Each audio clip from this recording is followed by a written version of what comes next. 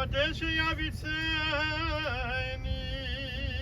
Al Mei Menuchot Yenahaleni, Nafshi Yeshavev, Yancheni V'maglei Tzedek, Leman Shemo, Gam Kelech V'geitz al Mavet, Lo Yirarav, Ki Ata Imadi, Shivtecha U'mishanetecha, Heima Yenachamuni, Taroch lefanai shulchan, neged tzvarerai, Tishanta v'Hashem eroshi, kosi revaya. Achta v'chesed, yirdefuni kol yamei chayai, v'shavti b'beit Adonai, leorech yamim. Please join together as we read Psalm 23 in the English. The Lord is my shepherd, I shall not want. He makes me to lie down in green pastures. He leads me beside the still waters. He restores my soul. He guides me in a straight path for his name's sake. Yea, though I walk through the valley of the shadow of death, I will fear no evil, for thou art with me. Thy rod and thy staff comfort me. Thou prepare a table before me in the presence of mine enemies. Thou hast anointed my head with oil. My cup runneth over. Surely goodness and mercy shall follow me all the days of my life, and I shall dwell in the house of the Lord forever. As a father has compassion for his children, God has compassion for those who show reverence. God knows how we are fashioned. God remembers that we are dust. The days of mortal are like grass. We flourish as the flowers of the field. A wind passes over them, and they are no more. And no one can recognize where they grow. But God's compassion is everlasting. God's kindness to children's children and all the reverent ones endures age after age, unchanging, and we say Amen.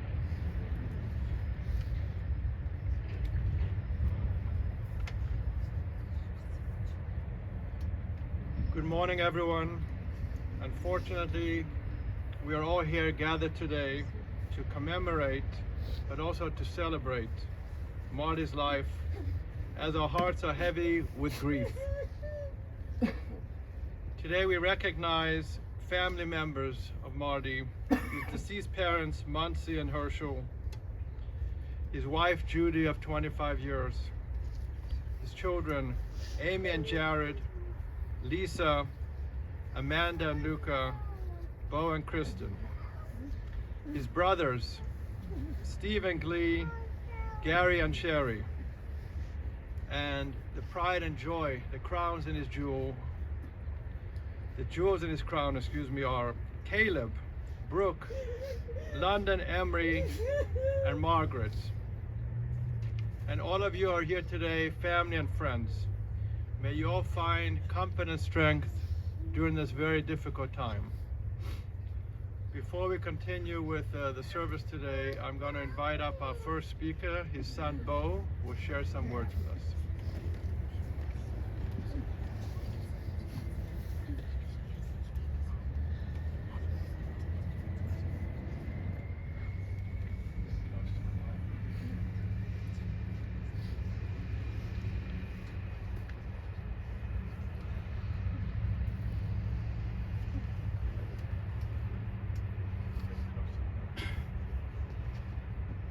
All right, I'm not going to look out.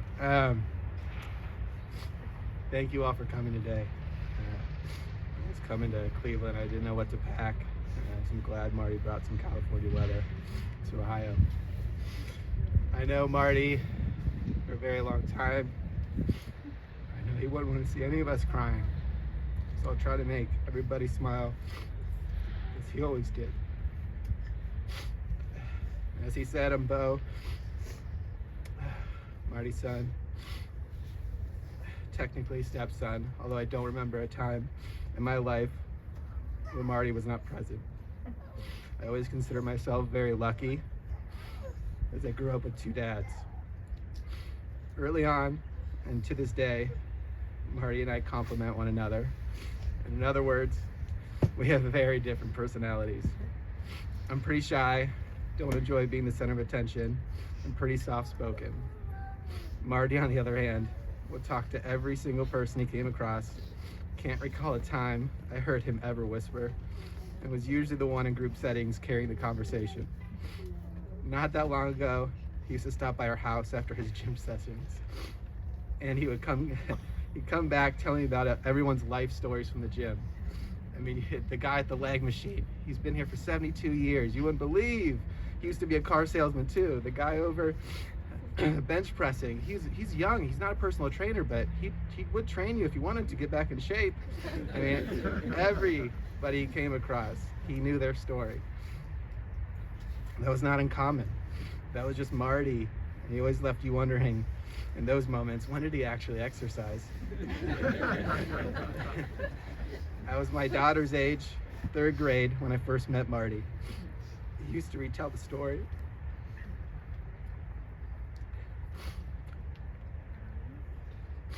All the time about our first interaction. Honestly, he didn't need to. This is a very vivid memory of mine.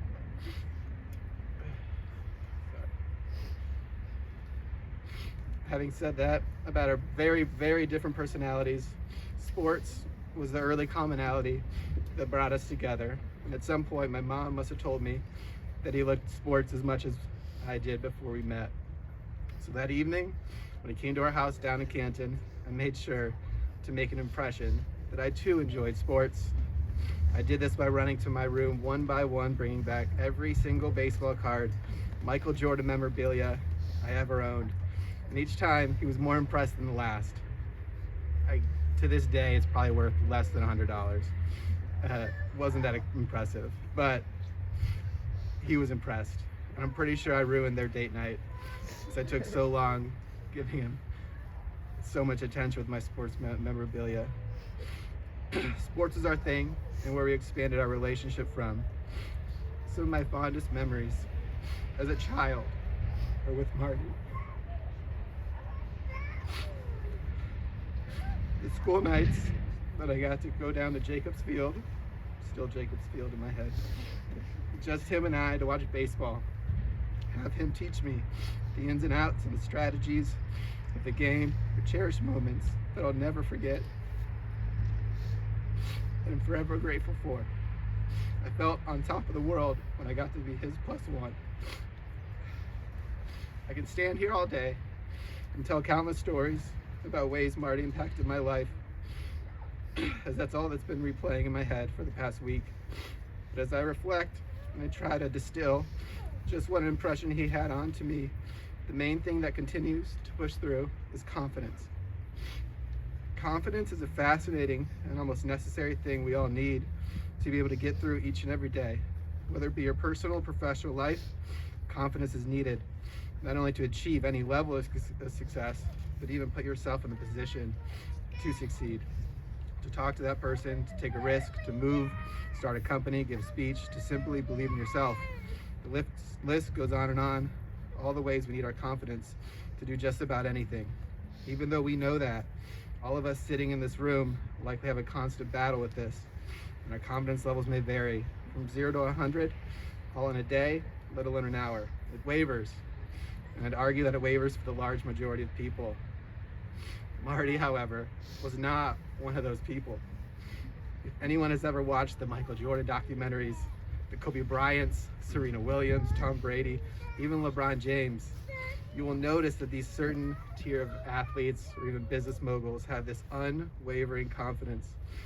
Confidence that no matter the situation they're put in, they're gonna figure it out. Marty falls into the same category. Sure, there may have been a time or two where maybe his confidence wavered, but I never saw it. Is confidence a skill, a trait? Is it in your day-to-day? Is it something that can be developed, learned? I'm no expert, I'm not nearly the smartest person in this room, but in some way, shape, or form, it's probably all the above. But I do know firsthand that it can be learned and developed in at least 2 ways. Ways that Marty helped me become who I am today, and helped instill a level of confidence in myself that would not exist without him. Say it's learned. A lot of people learn by observing and watching situations. I got to see it firsthand, a man that had the confidence of Michael Jordan in all walks of life. The way Marty entered a room, you knew he was coming. He knew no stranger. He could always find a way to establish rapport.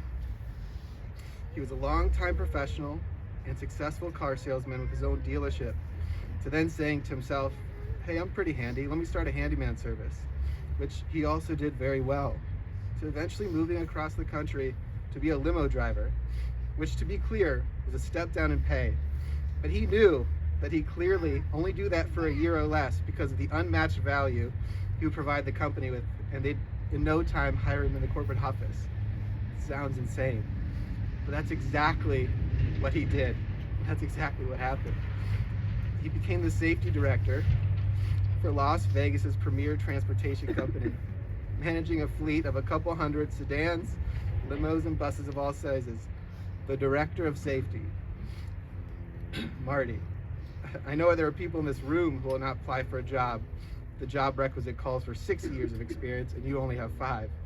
Marty had 0 being safety in his resume, but he had the confidence that he'd figure it out.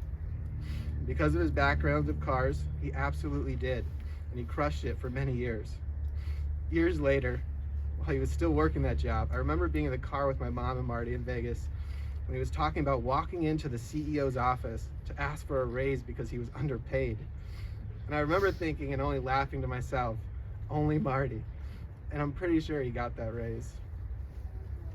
There were moments when people would call him Truman because everyone considered him lucky, because everything would just seemingly fall in his favor, from parking spots right in front of the busiest place possible to hundreds of stories I could retell that would just make you laugh. I'll tell you one. He once returned a pressure washer to Costco 10 years later. Normally someone would say to themselves, I know they have a good return policy, but I don't want to be laughed at. It's 10 years. Let me throw this thing away. Instead, he looked at the rules as guides, and all things are meant to be bent. The funny thing is, Costco couldn't offer him a new one, not only because the model was 10 years old, because the company no longer existed. It went out of business, but they gave him a full refund. In reality, I don't think he was lucky at all. He was confident. And if you're confident in yourself and your ability, and simply put yourself out there, good things will happen. Literally a few weeks ago, he was on the phone telling Amy he was going to run again. After a few health mishaps, he was starting to do physical therapy to become a strong walker again. Now, I'd also like to mention that I've not seen Marty run since he played softball with my Uncle Gary, and he'd run to first base after a great hit that probably should have been a double, and then immediately call for a pinch runner.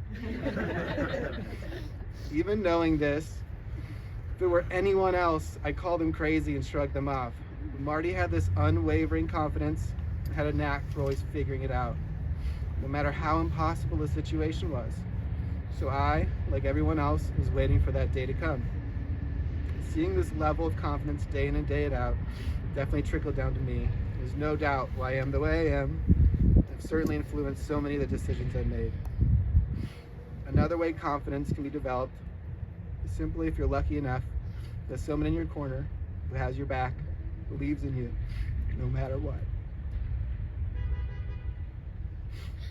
Ooh, just lost my spot.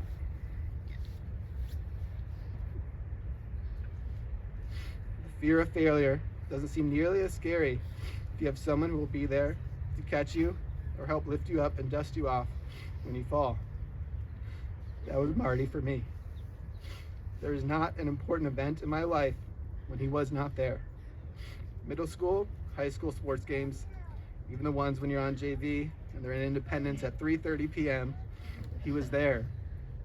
Graduations, weddings, countless events, he was there. I never had to question. I just knew he'd be there to support me. And having that in your corner empowers you to believe a little more in yourself. It gives you a touch more confidence that no matter what's set in front of you, that you'll figure it out. And if you don't, You have someone you can call that will. I'll leave you with one of my favorite stories that I think embodies Marty, our relationship, and how I was always able to count on him. My sophomore year at college, I thought it was a good idea to adopt a dog. Take care of a living thing when I could barely take care of myself. I was at the shelter already for 30 minutes, playing with the dog, taking him on a walk, and finally decided, yeah, this is a great idea. Let's move forward. They took the dog back to the back, give him all the shots and stuff they needed before he had home with me. I'm taken to the front to fill out some paperwork and answer some questions.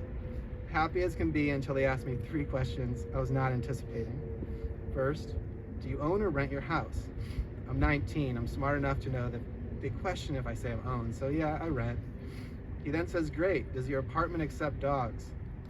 And with that unwavering confidence Marty taught me, I looked the man in the eye and said, yeah, of course.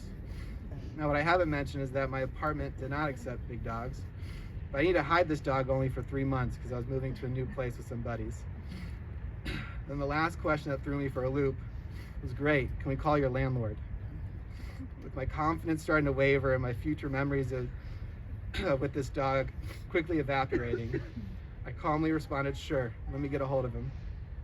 Take a step back from the counter. It could be more than 6 feet away from the worker. And who else but Marty could I call to have my back and help me figure this out? I remember the combo was pretty one-sided. Felt like a bank robbery of sorts, as I couldn't let them hear me. I called, and he of course answered as he always did.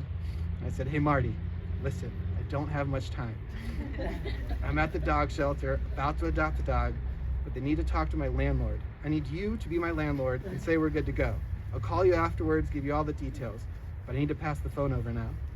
I could not hear Marty's side of the conversation, but 10 minutes later, I was walking out with my new dog. Marty, I love you.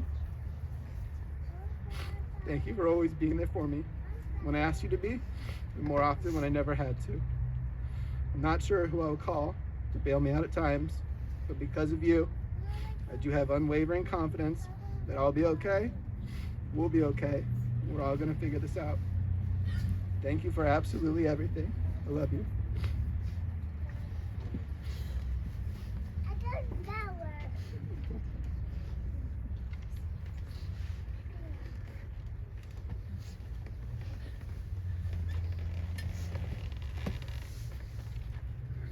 Bo, that was really a beautiful eulogy.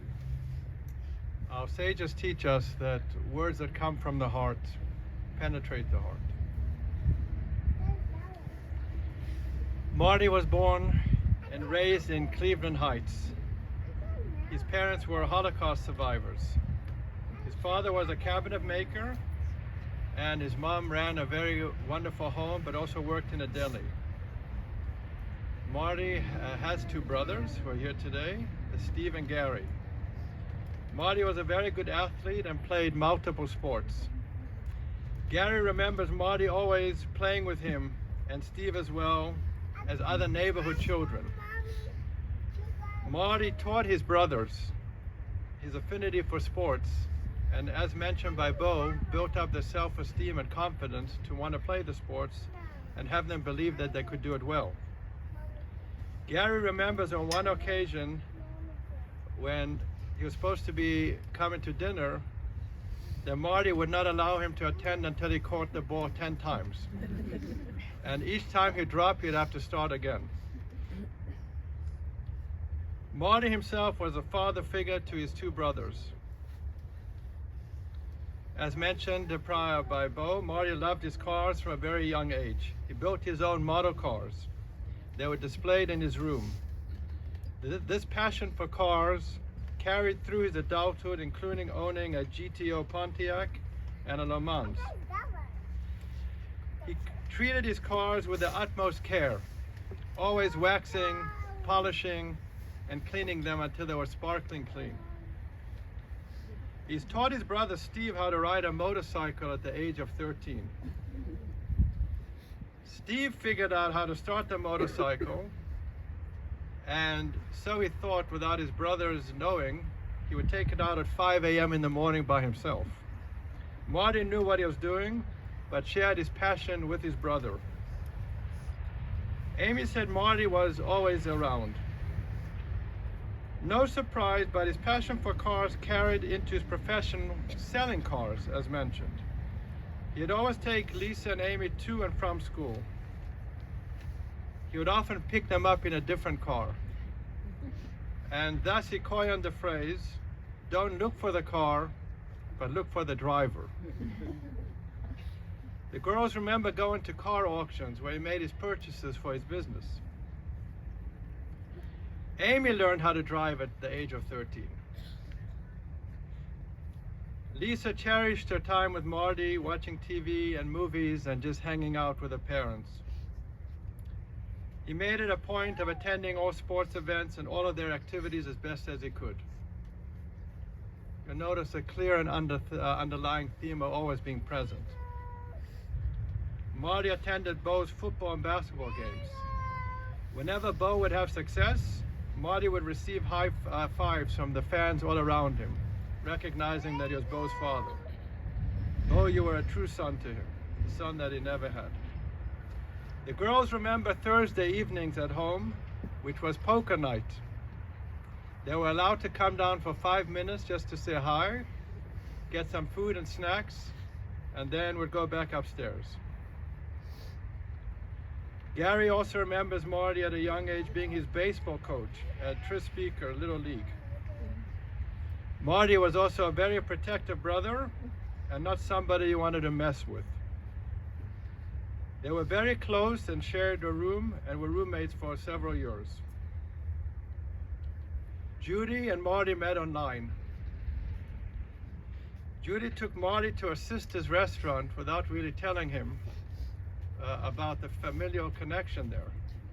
Unbeknownst to him, you're surrounded by her family as I was eating dinner on a date, and they would keep on surrounding the table and circling to observe him up close until he started to get the sense that something was a little bit up, but he took it in good stride. He truly loved his family and was a very devoted man. He was very kind and would always help workers, offering advice on cars and any life advice that he could offer them. His true passion was his families, cars, motorcycles, sports, food, and he loved dogs. Family was a common occurrence at holidays and Shabbat meals. The family belonged to the original Green Road, or its original site, along with their 19 first cousins. The girls remember often fondly eating Shabbat meals with their grandparents and cousins, and always having family around to celebrate the family. Lisa mentioned that during Passover, where sometimes you could only get so creative with the menu, and there were some restrictions as to what dietary ingredients you could use, that Marty would sneak her out and allow her to have a meal outside of the house just to make sure that she was happy. He loved to eat out as much as possible, and whenever he was at his restaurants, he would be strategizing for the next restaurant and the next meal they could go to. Vacations were lots of fun, taking road trips to Florida and Disney and staying in a condo, going swimming and doing all kinds of fun activities. There were trips to California and Dallas, and sometimes it would last for up to 3 or 4 weeks at a time. He loved to drive around and look at houses, and as you note from his profession of the cars, always be on the move. This is a list that Gary shared from me just to tell you how many places he had been, and some of them are repeat, since he graduated high school. And there's no mistake in terms of coming back to the same state, so it's not a typo as I'm reading them to you. California, Ohio, California, Ohio, California, Ohio, Florida, Ohio, Vegas, Denver, Vegas, Ohio, California, and finally Ohio. Lisa was so appreciative of her father in the role that he played for her, but in the role that he played raising her children. He was crucial in their development and a wonderful father figure and example to her, but also to the grandchildren. He was fondly known as Mochi, which is a Yiddish derivative of his Hebrew name. He was a very gifted person and loved to fix things. This was very helpful, as mentioned, in a number of businesses that he went to, specifically buying houses, renovating them, and flipping them.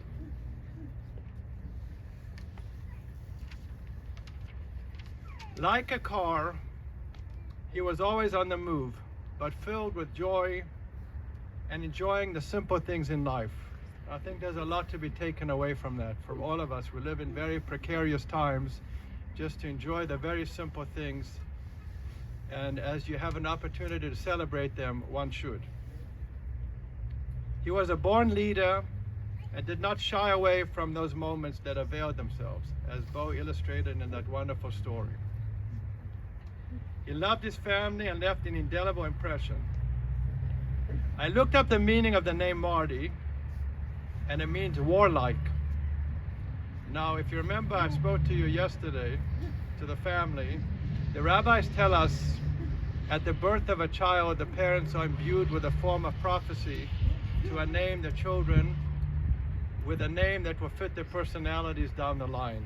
And how appropriate. Somebody who boldly enters this world with a brave heart, brimming with confidence, like his namesake, which was Mordechai, we know from the story of Purim, who was the leader of the generation. Marty led by example with his heart. I would just like to conclude with something that Bo said, and what the rabbi's definition of luck is. When you say good luck to somebody, what does it mean according to rabbinic text? So the rabbis tell us that if you're at the right place, at the right time, and have the know-how what to do, that presents true luck. Because how many of us have been there or had an opportunity to speak to somebody that could have helped us get a business deal done or put us on to network with somebody else and shied away from it? But if you have the confidence and you have the ability to believe in yourself, that is a rabbi's definition of mazel, which we say to somebody, mazel tov, good luck, good fortune, and that's what it really means. As we enter in 3 weeks from now to the holiday of Hanukkah, it's hard to believe, Marty's light will continue to burn like the Hanukkah flames. His impression that he left on everybody that's here and those that weren't able to attend and all those hundreds of workers that he worked with through his entire life. He will be a constant inspiration as his soul will soar to the highest realm of the heavens. May his name be for a blessing, and we say Amen. At this point, we're going to lower the casket.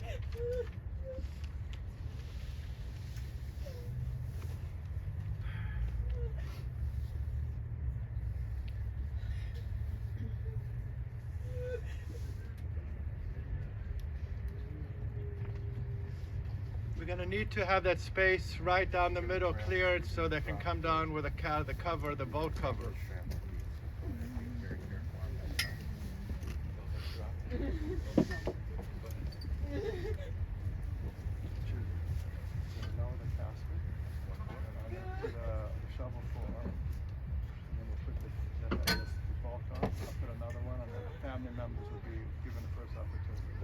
Just a reminder, we'll do the shovel first, and then remember with the inversion, and then the regular shovels. And I'll make that announcement. Yeah, but you guys first.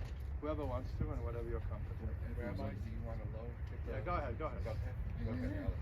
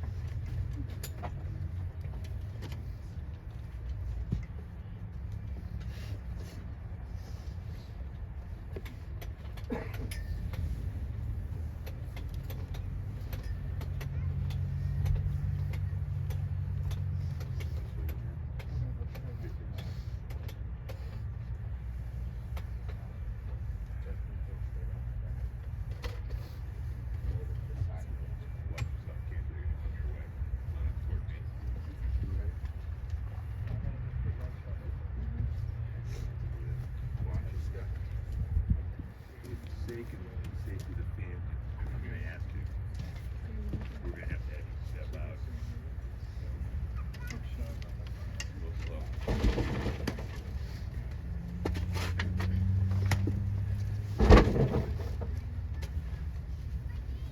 wait till they're both double put on.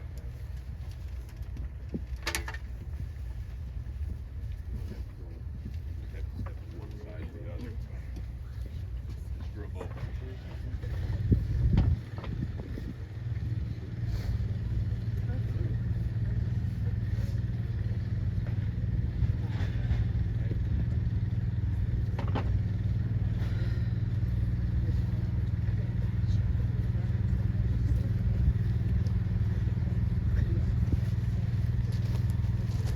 Excuse me, I have to take that.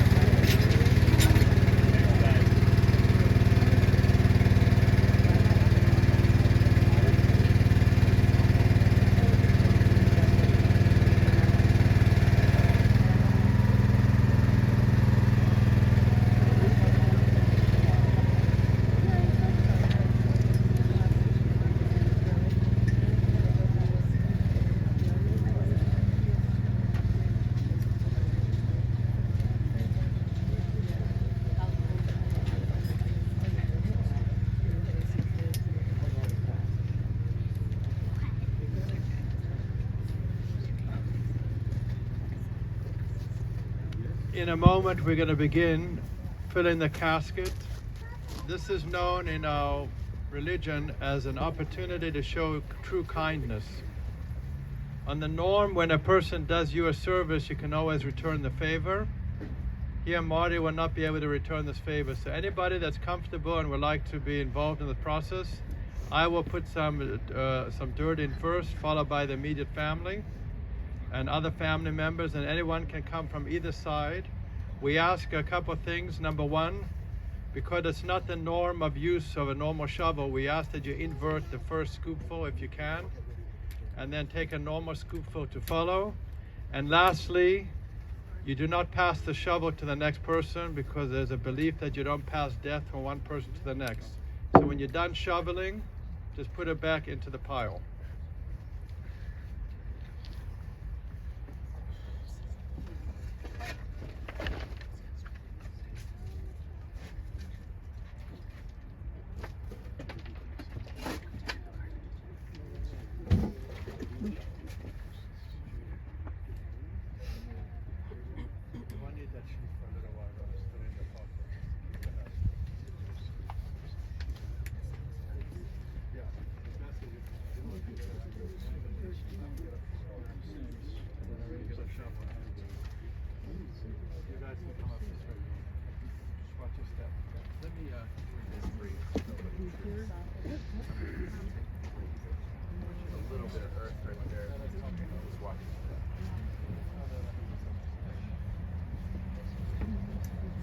Lisa and Amy, you want to come up? Lisa, Amy, move. Go ahead. Watch it. It's not the easiest to get that inverted, but just chance it.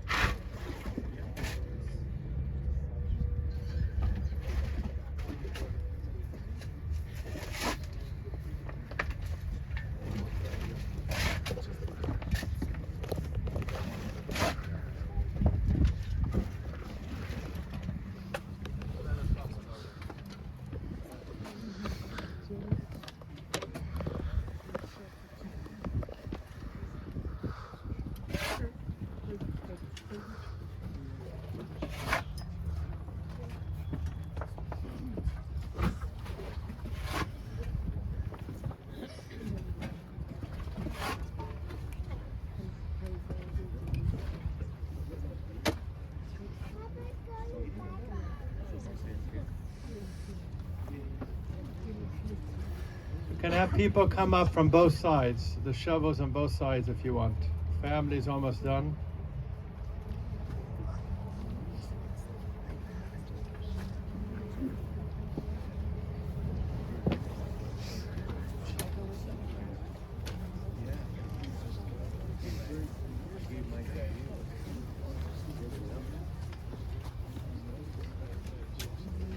Yeah.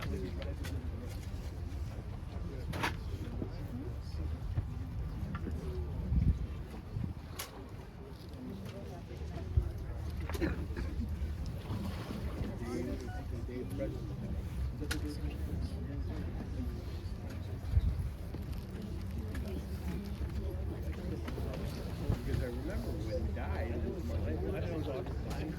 I remember when Presley died, it was on the news every day. That was like, yeah, that's man, terrible. I don't know if we live that long. We're going to Leah's. Oh, she got it? Keep that crap. She really? What'd they get for her? No, she didn't. Well, maybe. Yeah.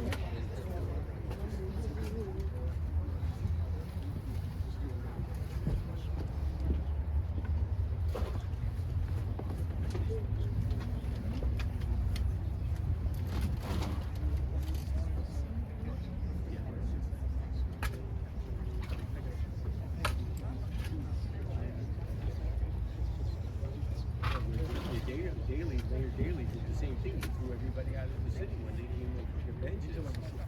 Yeah, every Daley, every weekend. Yeah, yeah. way they're going to have this. Okay, get them out of here. Well, no, you're talking about day rent wrestlers. Nobody runs. Nobody. And then now they have it's stupid. This is terrible. I know.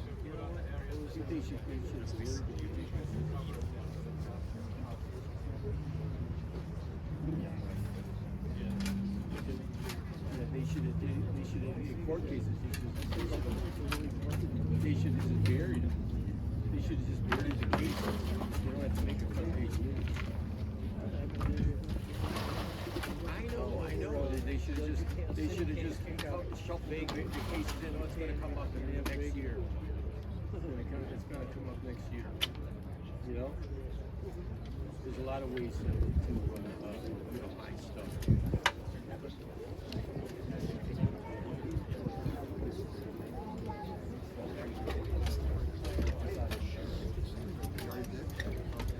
It's like being without one before we had cable. What was it called? Telerama. Everybody had Telerama. That was the best Telerama.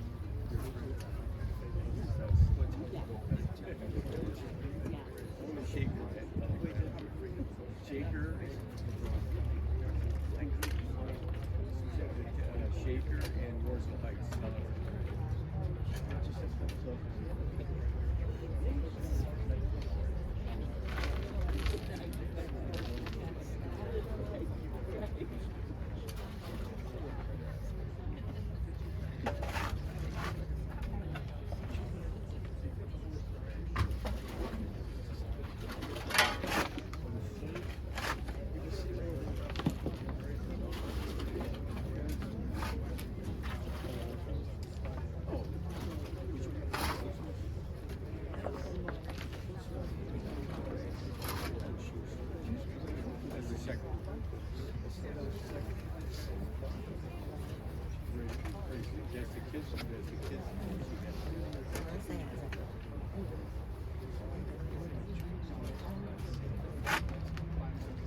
Yeah.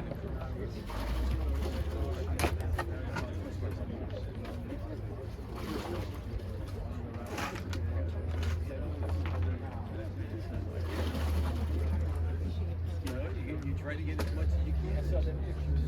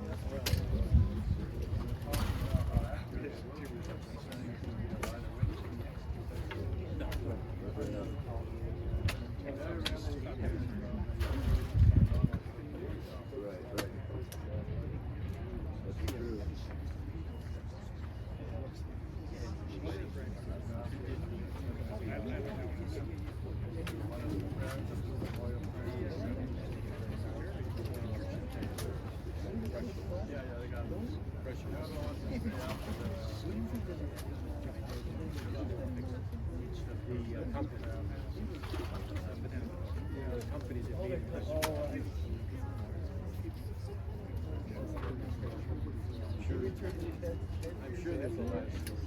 That's hilarious.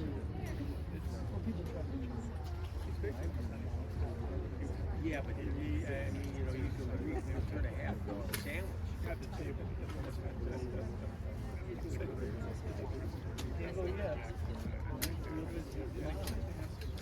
We did. We did.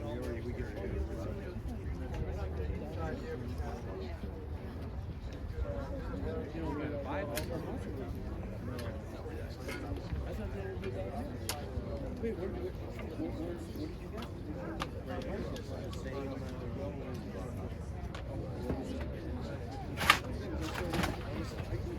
Never found it. Right here. Right off the board.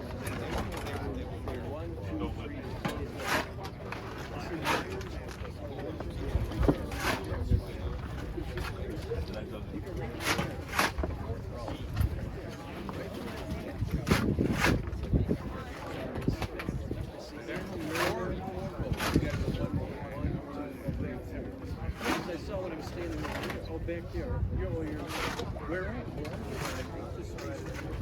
You're one of those guys. The black Ladies and gentlemen, at this time we're going to continue with the rest of the service. Those of you that would like to stay following the service and want to add a little bit more dirt, you're more than welcome to. The dirt will be here. We're going to ask for the immediate family to please come back up front in preparation for the mourners' Kaddish.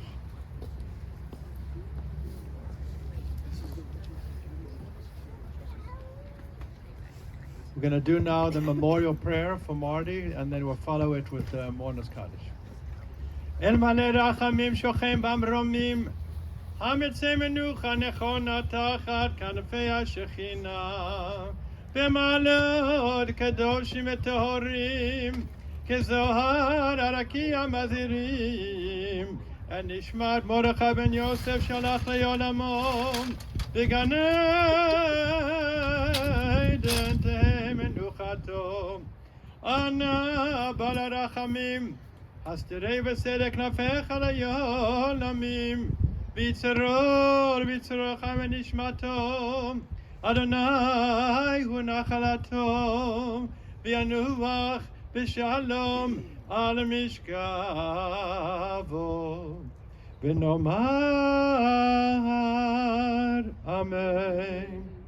Exalted and compassionate God, grant infinite rest in your sheltering presence among the holy and pure to the soul of Marty, who has gone to his eternal home. Merciful One, we ask our loved ones to find perfect peace in your embrace, and may his soul be bound up in the bond of life.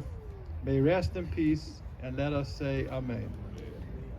Time immemorial, we're going to do the mourners' Kaddish. You have everybody have a sheet with you? A card, everyone have the card with the text?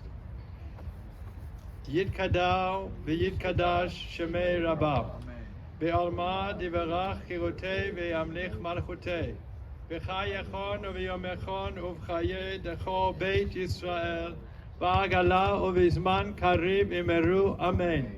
יהי שמי רבה מבורך לעולם ולעולמי עלמיה. יתברך וישתבח ויתפאר ויתרומם ויתנשא.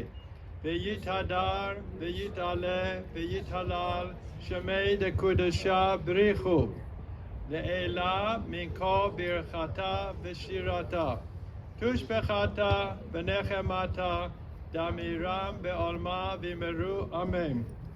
יהי שלמה רבה מן שמיה, וחיים עלינו והכל ישראל ואמרו אמן. עושה שלום במרומיו, הוא יעשה שלום.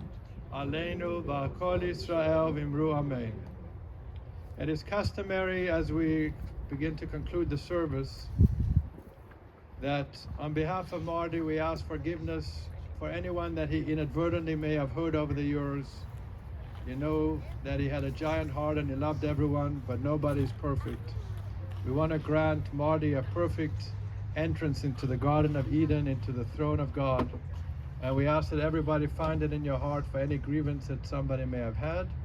Judging by this crowd, I'm sure there's very few, if any, but we ask for forgiveness on behalf of Marty. In return, we know Marty would want to forgive people that may have inadvertently hurt him, and I'm sure he would reciprocate in kind to anyone that inadvertently may have hurt him, knowingly, unknowingly. We ask that Marty forgives and finds it in his heart to find forgiveness with everyone so we can have a peaceful resolution as he goes on his next journey. In a moment, we're going to create two lines right down the middle for the mourners to go through. I just want to make one announcement. Immediately following the funeral, the family will be receiving friends at the social room at Acacia, 2202 Acacia Park Drive, that's in Beechwood. 2202 Acacia Park Drive in Beechwood. And the visitation is going to be from 1 to 5. Okay? Lyndhurst, excuse me. Sorry, I apologize. Close to Beechwood. My address says Beechwood here, so Adjacent. adjacent. Well, we'll put this one on Bookatz. I'm just reading what I'm reading here, so adjacent to Beechwood. But if you're anywhere that close, you're in the right area, okay? 2202 in Lyndhurst, Acacia Park Drive.